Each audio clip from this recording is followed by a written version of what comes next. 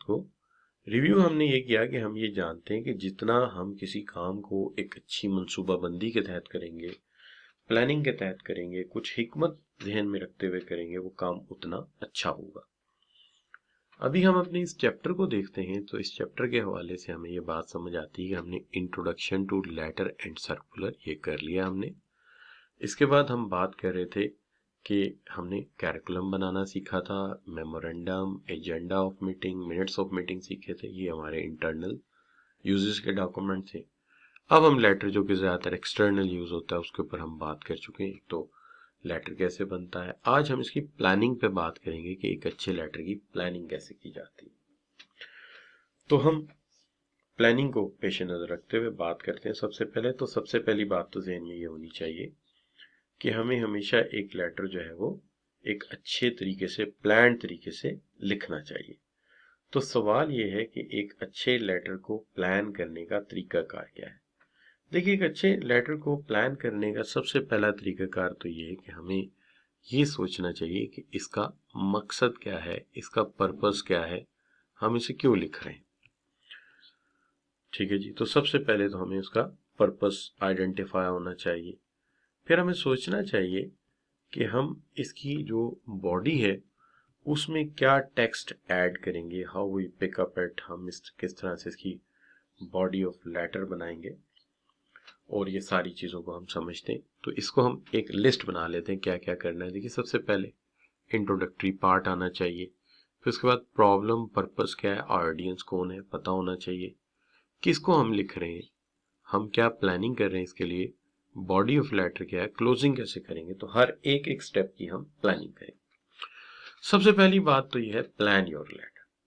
कहता है following steps provide a logical through approach. ये स्टेप्स हमें लॉजिकल थ्रू अप्रोच प्रोवाइड करते हैं to constructing a persuasive business letter और सर्कुलर।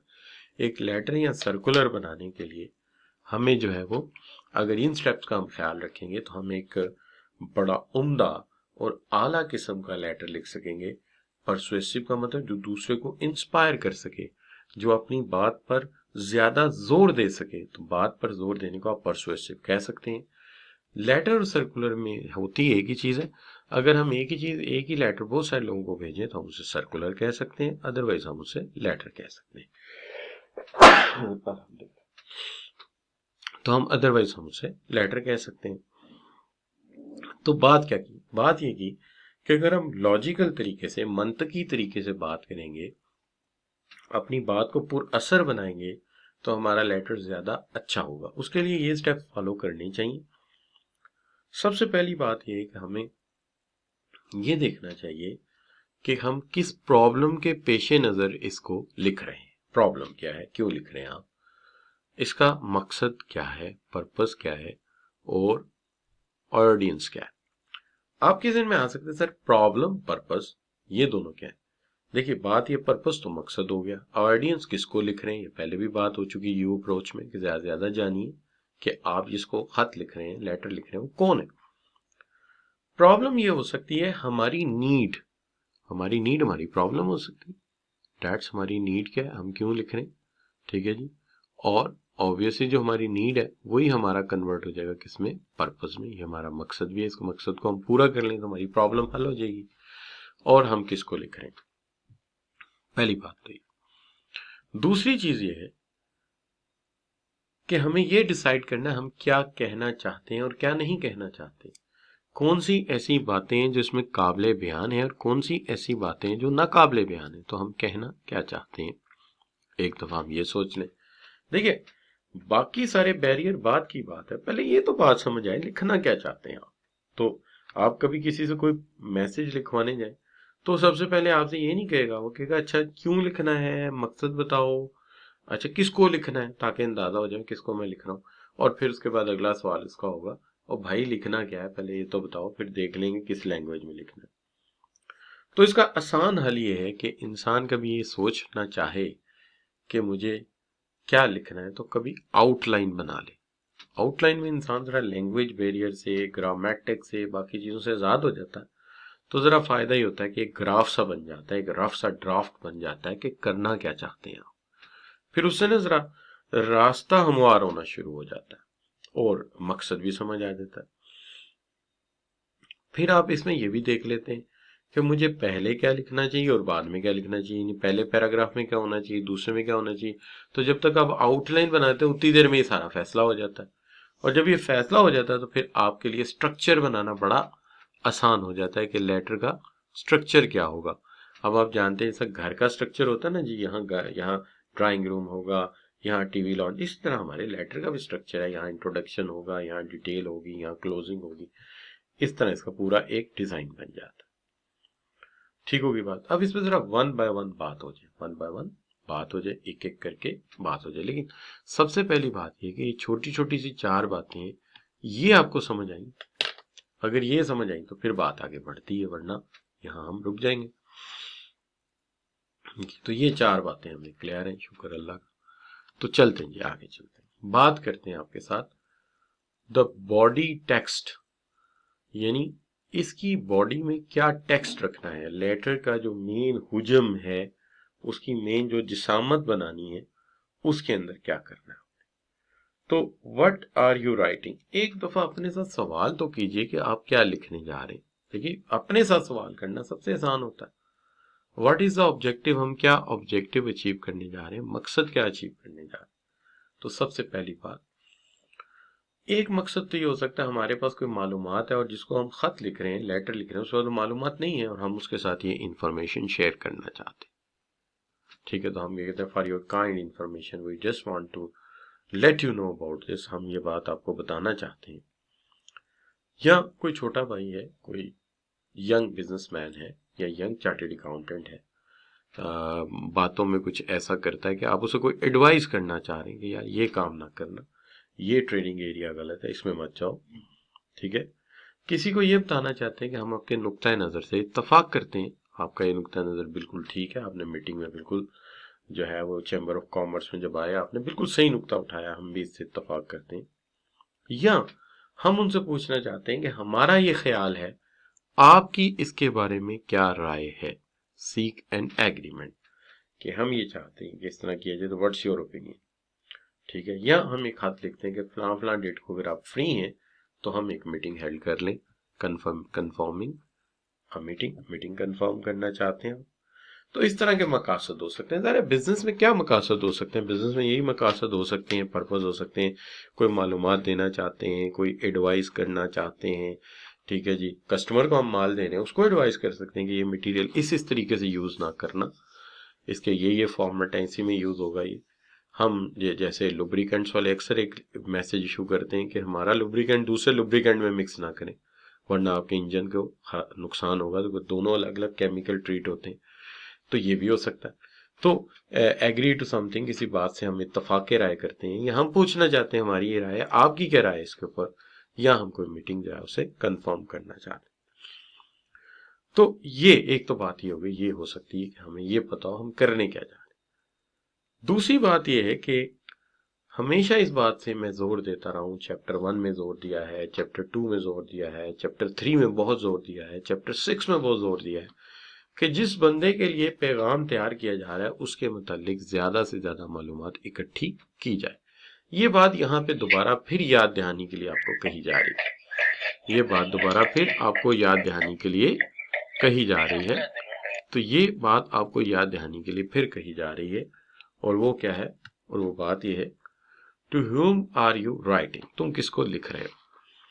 तो सबसे पहली बात तो ये, who is the key person, decision maker, कौन डिसीजन मेकर है जिसको मैं ये पैगाम भेज रहा हूँ, कौन डिसीजन मेकर है जिसको मैं ये पैगाम भेज रहा हूँ। दूसरी बात यह है कि हमेशा एक अप्रोच होती है जिसके अंदर हम उसे कहते हैं कि तुम ज्यादा अहम हो, मैं अहम नहीं हूं। उसको हम क्या कहते हैं शाबाश बच्चों जी। देखिए, अगर हम एक रिस्पोंडेंट को, कस्टमर को लिख रहे हैं, तो जाहिर डिसीजन मेकर वो है, उसने फैसला करना है कि वो इस चीज को खरीदेगा या नहीं खरीदेगा। और मैंने आपसे अभी बात कही कि एक अप्रोच होती है जिसके तहत हम लिखते हैं कि तुम ज्यादा अहम हो, मैं अहम नहीं। तो सब बच्चों ने से कहा यू अप्रोच, तो यहाँ पे भी जो है वो यू अप्रोच से काम लिया जाएगा। बिग यू लिटिल मी, ज्यादा तुम्हारे लिए, मेरे लिए थोड़ा ही। उसे ये एहसास दिलाना है कि तुम ज्यादा अहम हो, मैं ज्यादा अहम नहीं हूं। क्यों? चूंकि हमने गाड़ी उसके आगे बेचनी है, अपना प्रोडक्ट उसके आगे बेचना है, तो भाई डिसीजन मेकर वो है, लिहाजा अहम भी वही है, हम अहम नहीं है, क्योंकि फैसला साज वो कर रहा है, डिसीजन वो कर रहा है। ठीक होगी बात? तो हम ये बात कह चुके हैं कि यू अप्रोच एडॉप्ट करनी। अब सवाल ये पैदा होता है कि तुम हकीकत में जरा याद तो कर लो what you are actually planning to write. हकीकत में तुम लिखना क्या चाहते हो? हकीकत में तुम लिखना क्या चाहते हो? एक दफा जेहन में फिर दौड़ा लो ना, फिर जेहन में तो आ जाए कि लिखना क्या चाहते हैं। तो what actually planning to write, planning क्या कर? देखिए, जब आप प्लानिंग कर रहे हैं तो एक बात जहन में होनी चाहिए कि लिखने का अपना एक असलूब है। प्लानिंग है, एक असलूब है ना, उसका तरीकाकार है। तो मैं इसको कह देता हूं बजाय ये कि what actually you are writing, how we should write, हमें कैसे लिखना चाहिए, हाउ वी शुड राइट। यानी यहां जेन में आप ये रखिए कि हमें क्या कैसे लिखना चाहिए। पहली बात तो हमेशा ये याद रखनी चाहिए कि एक लेटर जो है वो एक मेन टॉपिक पे होना चाहिए। एक लेटर एक मेन टॉपिक पे होना चाहिए। अब मुझे आप बताइए कि अगर मैं किसी कंपनी के साथ दो डिफरेंट डील कर रहा हूं, दो डिफरेंट डील कर रहा हूं, तो क्या करना चाहिए मुझे? शाबाश, व्हाट्स योर सजेशन? एक ही कंपनी के साथ दो डील कर रहा हूं, बिजनेस कम्युनिकेशन कह रही है कि वन मेन टॉपिक पर लेटर, तो अली का मशवरा है कि हमें दो लेटर लिखने चाहिए और दोनों अलग अलग इशू पे होने चाहिए। क्या ख्याल है बच्चों? What's your opinion? जी शाबाश। बाकी बच्चों की क्या राय? अरसलान की भी यही राय है। ठीक है। नहीं, देखिए नाजिश, ये नहीं करना चाहिए। जब हमें एक बात समझा रहा है एक्सपर्ट कि वन मेन टॉपिक पर लेटर, हमें दोनों को अलग अलग एड्रेस करना चाहिए। We should write to separate letter, this is a better option, कि हमें दो सेपरेट लेटर लिखने चाहिए। क्योंकि अगर हमने ये काम किया जो आपने मशवरा दिया है, तो फिर हमारा लेटर कुछ इस तरह का बन जाएगा: tactics for dealing with the situation when you are several unconnected topic. जब बहुत ज्यादा अनकनेक्टेड टॉपिक हो जाएंगे तो हमारे लिए इसे डील करना मुश्किल हो जाएगा। ठीक है। तो फिर हमें करना क्या चाहिए? फिर हमें दो मुख्तलिफ लेटर लेने चाहिए। लेकिन फिर भी अगर किसी इशू में बहुत ज्यादा डिस्कनेक्टेड टॉपिक हो, तो फिर वो कहता है कि इसका आसान हल ये है कि सबसे पहली बात ये, यूज हेडिंग्स। फिर हर हेडिंग जो है वो अलहदा हो जाएगा और बता देगा उसे, जब हेडिंग डिफरेंट होंगे तो हेडिंग जो है उसे एक्सप्लेन कर देगा। ठीक है जी, हेडिंग उसे एक्सप्लेन कर देगा कि जनाब जो है वो डिफरेंट सब हेडिंग्स हैं और उसके अंदर आप सेपरेट टॉपिक डिस्कस करें। जब आप बहुत ज्यादा डिफरेंट इश्यूज को, separate technical and other issues को आप डील कर रहे होते हैं, यह डेट इसके अंदर हरगिज ये मतलब नहीं कि हम दो डिफरेंट डीलिंग को एक लेटर में लेके जा रहे हैं। एक ही डीलिंग के अंदर कई डिफरेंट इश्यूज हो सकते हैं। मिसाल के तौर पे मैं एक मशीन की बात कर रहा हूँ, उस मशीन की परचेज और उसकी डिलीवरी का मामला भी है कि वो आप कब डिलीवर करेंगे मुझे, नंबर वन। नंबर टू, इस मशीन को चलाने के लिए ट्रेनिंग का मामला भी है कि आप मेरे स्टाफ को ट्रेंड कब करेंगे। अभी दो बातें हैं।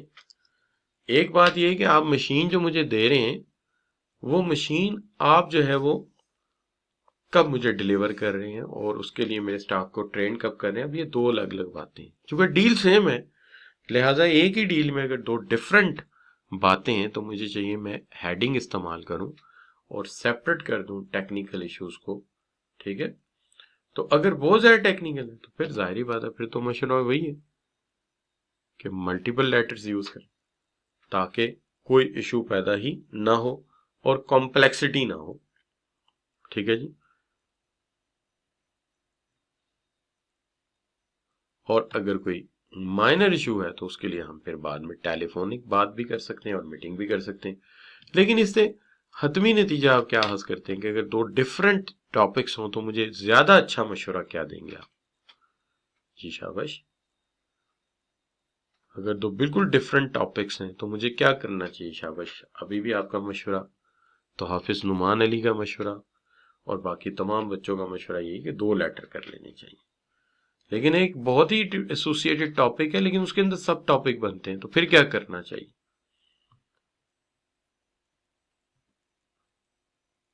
जी शाबाश। फिर मुझे क्या करना चाहिए?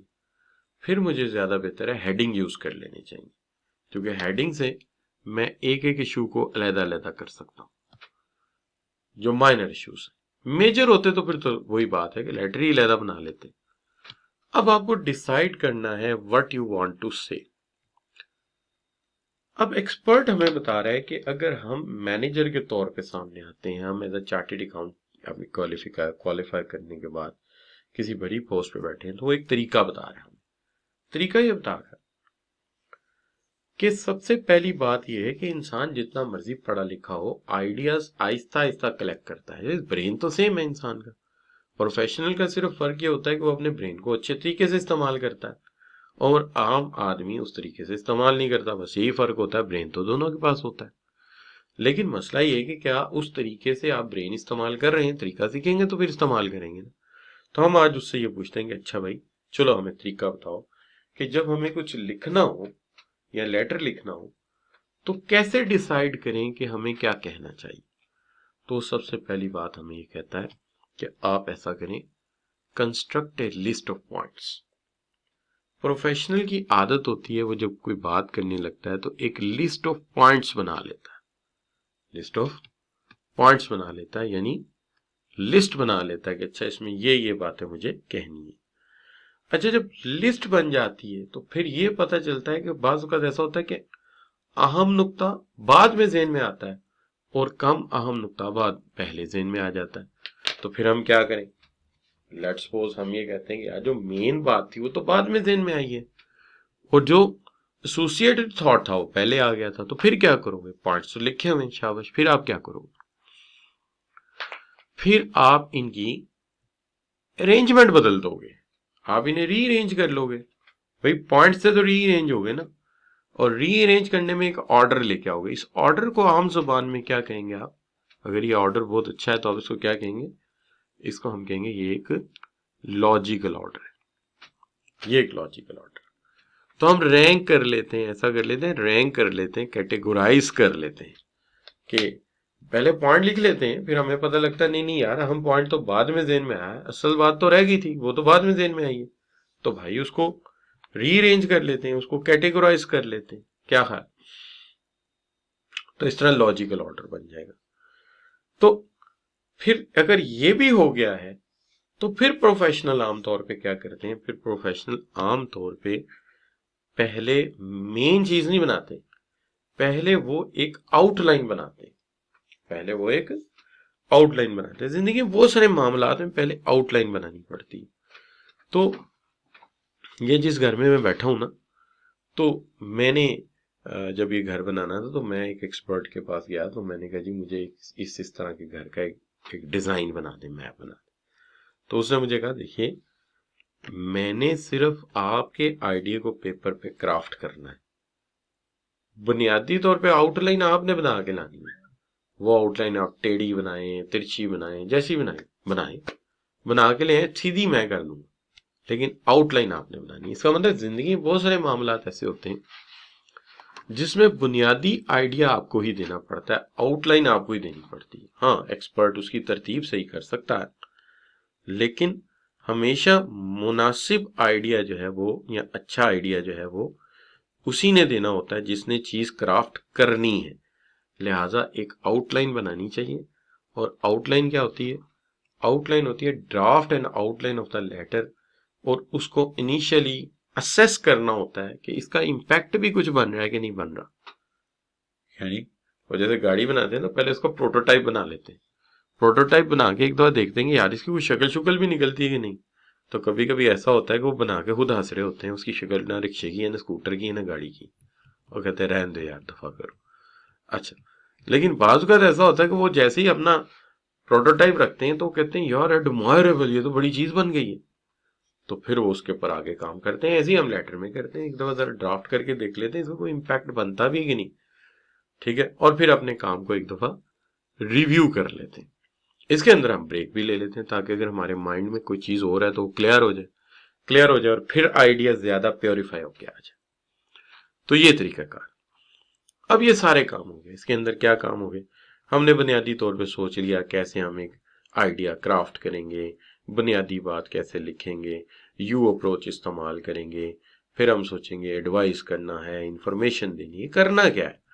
करने के बाद अब चलते हैं प्रैक्टिकल वर्क की तरफ। कहते हैं ना, जब सारा नक्शा भी बन जाए, स्ट्रक्चर भी बन गया, ठेकेदार से बात भी हो गई, चले अब चल के ना जरा मकान की तामीर शुरू करते हैं। तो अब हमारा लेटर ही हमारा मकान है, तो उसकी अब तामीर शुरू होने लगी है। लो जी, सीमेंट भी आ गया, कंक्रीट भी आ गया, सरिया भी आ गया, अब जरा तैयार हो जाए। अब शुरू होने लगी है कंस्ट्रक्शन।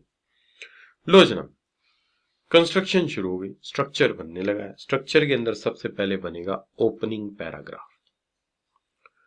ओपनिंग पैराग्राफ, ओपनिंग बड़ी इंपॉर्टेंट होती है। देखिए, अगर आप ओवर गलत बॉलर को दे दें, अच्छा जी अगर क्रिकेट देखते हैं आप लोग, अगर गलत बॉलर को ओवर दे दें, ओपनिंग ओवर, तो क्या होता है, वनडे मैच हो और आपने गलत बंदे को ओवर दिया हो पहला, तो क्या बनेगा, क्यों जी, जुनैर, अलीजे, निमरा, नाजिश, क्या बनेगा जी, पहला ही ओवर हमने दे दिया एक डीले बंदे को और उसने जाके बॉलिंग करा दी लूज, तो मैच तो हाथ से निकल जाएगा। क्या ख्याल है बच्चों, है कि नहीं, रन ज्यादा पड़ेंगे, कुट पड़ेगी हमें टका के।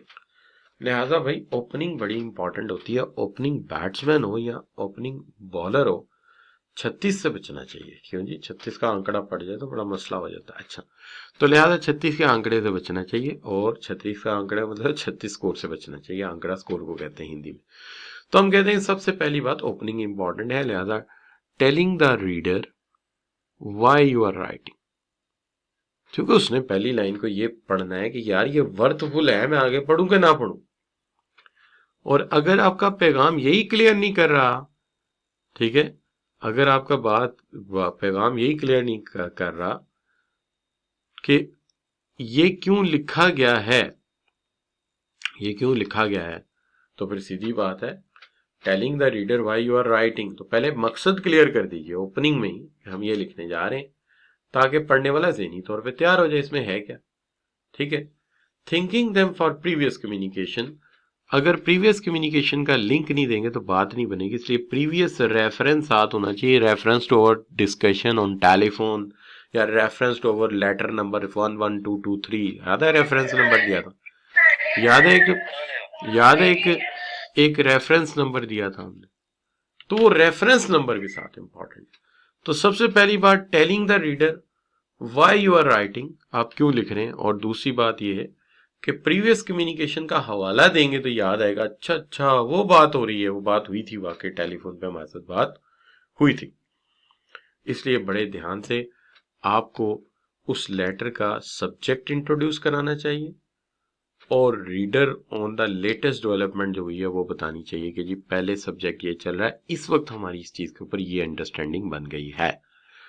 तो क्या बात मैंने की, सबसे पहले मैंने क्या बताया आपको, मैंने क्या बताया कि ओपनिंग पैराग्राफ में सबसे पहली बात क्या बतानी है, शाबाश, सबसे पहली बात हमने ये बतानी है कि हम क्यों लिख रहे हैं, और दूसरी बात ये है कि अगर पहले से इसके ऊपर कोई बात हो चुकी है तो उसका रेफरेंस देना है, टेलीफोन का, फोन लेटर का, उसका रेफरेंस नंबर देना है, और फिर सब्जेक्ट को इंट्रोड्यूस कराते हुए आपने बताना है कि अब आपका जो प्लांट है वो इस स्टेज में पहुंच चुका है, इतनी डेवलपमेंट हो चुकी है, या अब हम यहाँ पे बात पहुंच गई थी, अब आगे हमें इसके ऊपर मजीद बात करनी चाहिए। तो ये है इसका ओपनिंग। तो ओपनिंग क्लियर हो गया बच्चों। ओपनिंग में क्या बताओगे, मकसद बताओगे, मकसद के साथ प्रीवियस हवाला दोगे, और आगे लेटेस्ट बात जो है, अपडेट जो है वो बताओगे। क्लियर बच्चों, जी बच्चों क्लियर है तो बताइए। निम्रा बेटी क्लियर है, ओपनिंग करना है। अब बात आ जाती है लेटर का जो बड़ा पैराग्राफ आता है नीचे इंट्रोडक्शन के बाद, इसको हम कहते हैं the body of the letter. Body of the letter के अंदर सबसे पहली बात यह है कि मालूमात को बड़े लॉजिकल तरीके से लिखना चाहिए, ऐसे लगे जैसे आपने एक स्टोरी बनाई है, पहली बात पहले, दूसरी बात बाद में। और बड़ा अच्छा हो अगर हम लिस्ट और बुलेट्स बना लें। लिस्ट और बुलेट्स की खूबी ये होती है कि हर पॉइंट लिखते हुए बंदा एक दफा फिर सोचता है कि क्या वाकई ये लिखने की जरूरत है, यहीं से रोक दिया जाए, और अगर हर बुलेट के बाद बात आगे ना बढ़ रही हो, वहीं रुकी हुई है, तो बंदा सवाल करता है यार ये पॉइंट ऐड क्यों किया है, निकालो इसको। अगर मेरी बात ही आगे नहीं बढ़ रही, मेरा मकसद ही नहीं पे हो रहा, तो छोड़ो क्यों ऐड किया। लेकिन ये बात याद रहेगी, आप पहले भी पढ़ के हैं, एक पैराग्राफ में कितने पॉइंट डिस्कस करने चाहिए जी बच्चों, एक पैराग्राफ में कितने पॉइंट डिस्कस करने चाहिए जी, शाबाश, एक पॉइंट डिस्कस करना चाहिए। फर्स्ट लाइन ऑफ पैराग्राफ को क्या डिस्कस करना चाहिए, फर्स्ट लाइन ऑफ पैराग्राफ को क्या डिस्कस करना चाहिए, उसे टॉपिक को इंट्रोड्यूस कराना चाहिए। और रिमेनिंग पैराग्राफ को क्या करना चाहिए, रिमेनिंग पैराग्राफ को क्या करना चाहिए, शाबाश, उसी पॉइंट की क्या देनी चाहिए, शाबाश, उसी पॉइंट की डिटेल देनी चाहिए, एक्सप्लेन करना चाहिए। तो ये बात आप पढ़ के आए, लिहाजा ये अब आप बार बार तो नहीं पूछ सकते ना जी, ये तो अब मेरा हाल रटी गई ये बात कि जी पैराग्राफ की पहली लाइन जो है वो नुक्ते का आगाज होगी और बाकी का पैराग्राफ उसकी वजाहत होगी, ये तो बात पहले हो चुकी, ठीक है ना जी। लेकिन बुलेट पॉइंट इसलिए लगाया कि हर पॉइंट जो है वो बता रहा हो कि जनाब आपने इसके अंदर करना क्या। अब बड़ी अहम बात है कि जब भी हम किसी मैसेज को क्लोज करते हैं, बंद करते हैं, तो आम तौर पे हम क्या करते हैं, हम दोबारा फिर उस बात की याद दहानी कराते हैं कि जनाब जो है वो हमने आपसे क्या बात की है। तो सबसे पहले क्या है, call to action, call to action और एक्शन पॉइंट, दोबारा फिर याद दहानी। So we conclude that, so finally we say that, तो आप कंक्लूड करते हैं और अपनी बात की हो सके तो एक अप्रोप्रिएट समरी, एक अप्रोप्रिएट समरी बयान कर देते हैं कि लो जी ये बात इस तरह से हुई थी। और हमेशा क्लोजिंग जो होती है वो दोस्ताना होनी चाहिए, फ्रेंडली क्लोजिंग स्टेटमेंट देना चाहिए, बेस्ट रिगार्ड्स, रिगार्ड्स प्लस, ठीक है जी, तो you can say thanks plus regards, कुछ थैंक्स कुछ रिगार्ड्स, तो हमेशा इस तरह से होना चाहिए। तो याद रहे कि जब भी आप इस तरह का लेटर लिखें तो हमेशा इन चीज़ों का ख्याल रखें कि जो भी चीज़ें हैं उनको आपने जहन में लाना है, पहले पॉइंट्स को ट्रिकल डाउन करना है, फिर उनको उनकी इम्पोर्टेंस के तहत जगल डाउन करना है, ठीक है जी। और फिर उसके बाद आपने इमेजिन ये करना है कि आप कोई कन्वर्सेशन कर रहे हैं, गपशप कर रहे हैं, तो पॉइंट्स लिख लेने, फिर उसकी तरतीब लगा के आपने पहले उसका रफ ड्राफ्ट बनाना है और फिर रफ ड्राफ्ट बनाने के बाद उन्होंने सिंपल नोट्स बनाते हुए रफ ड्राफ्ट बनाना है और फिर उसके बाद उसकी तामीर शुरू करनी है। तामीर के अंदर पहला हिस्सा पर्पस क्या है, क्यों बात कर रहा हूँ, प्रीवियस डिस्कशन क्या हुई थी और अब अपडेट क्या है, और फिर आगे उसका मेन बड़ा पैराग्राफ आते हैं जहां पे आप उसकी तफसीलात बयान करते हैं। ये बात क्लियर है, एक पैराग्राफ एक नुक्ता, पहली लाइन इंट्रोडक्शन, आगे उसकी तफसील और क्लोजिंग जो है दोबारा फिर एक समरी करते हुए कॉल फॉर एक्शन। तो ये होता है बच्चों एक लेटर का बेस्ट प्लानिंग करना। अब यहाँ पे सबसे पहले तो आप बच्चों को यहाँ तक ये पूछते हैं कि ये बात आपको क्लियर हो गई है, शाबाश जी।